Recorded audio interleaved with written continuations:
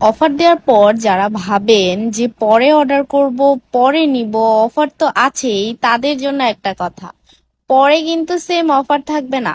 পরে কিন্তু সেম প্রায়োরিটিও পাবেন না।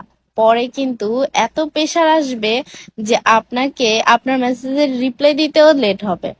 পরে কিন্তু লেট হয়ে যাবে। পরে কিন্তু স্টকও আউট হয়ে যেতে পারে। পরে কিন্তু সেম অফারও না থাকতে পারে। এই যে পরে পরে করেন, পরে করতে করতে কেন তাড়াহুড়া করেন?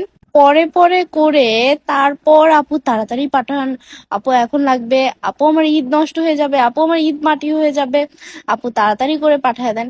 এইটা পরে কেন করেন? এটা আগে কেন করতে পারেন না?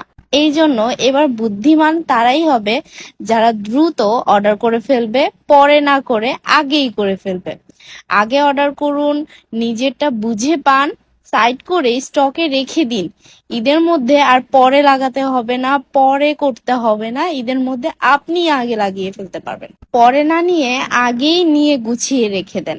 এই অফার পরে নাও থাকতে পারে, পরে স্টক আউটও হয়ে যেতে পারে, সেম প্রোডাক্ট পরে নাও থাকতে পারে, প্রাইস